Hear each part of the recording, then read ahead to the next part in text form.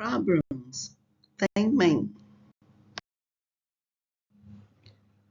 I need to leave my bags here. Cô nhớ chủ cho của cha nó trong tận nọ. My bill is not correct. Cô đăng ký chỉ do là.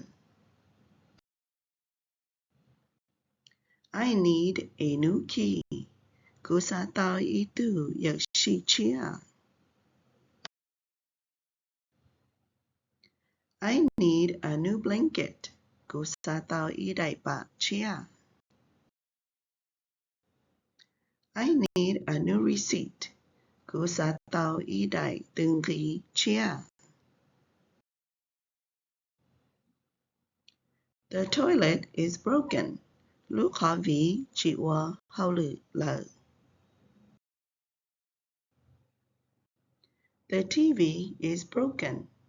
Lúc TV chỉ qua hậu lự lợ. The room is too hot.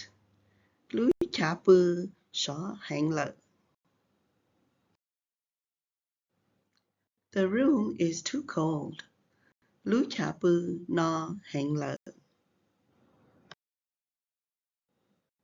The hotel is too noisy. Lúc chế bư no tông chê hành lợ. The room is too dirty. Lúc chả bư no tiến hành lợ. This hotel is no good. Lúc chế tạo khoa no chỉ rong. The hotel is too expensive. Lúc chế tạo khoa no kỳ hành.